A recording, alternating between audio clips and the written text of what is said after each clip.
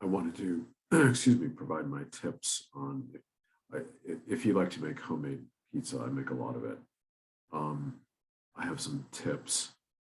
I'm going to do a separate video on making fresh dough. But for me, what defines, say, a gourmet pizza, if you want to call it a gourmet pizza, is so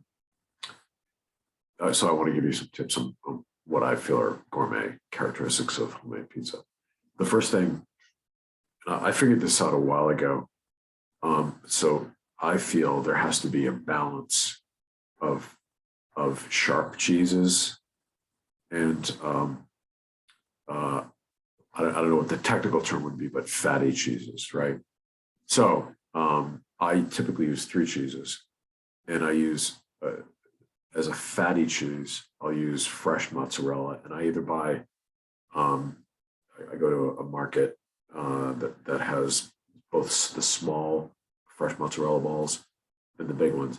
The big ones they really taste fattier. I think they're fattier than the small ones. But either one, they're great, right? So fresh mozzarella, that's on the fatty end. On the sharp end, I either use a cheddar and a really sharp cheddar, or I buy like a 2-year-old aged Gouda, which has a sharp taste to it. And then I'll usually use a third cheese that's in the middle. Like I might use like I buy like cave aged Gruyere, or I do occasionally get I don't like I like very sharp cheddars or earthy cheddars. So there's an earthy cheddar I'll get that I like. But to me, that's the key. You want to have the 2 extremes, the really fatty and the really sharp. At the minimum, those are what give it a gourmet flavor. It's the balance between the 2, and then a third somewhere in the middle. Of course, Parmesan. So any kind of Parmesan.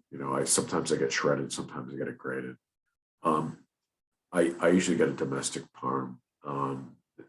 The imported have got super expensive where I go, and the domestic's expensive too. But the imported is just exorbitant. And quite honestly, I've actually done side-by-side taste tests, and I actually prefer the domestic over the imported. So for what it's worth. So that's one thing. The second thing is having fresh dough. And I'm going to do a separate thing on fresh dough, but it is so easy to make fresh dough. You can really make dough that fast without fussing over it. If you follow like recipes and to the T and let it rise too long and all that. If you're in a rush and you don't want to make a fresh pizza with little fanfare and do it quickly, you can make fantastic dough in 5 minutes. So that's a separate thing. But so fresh dough is critical.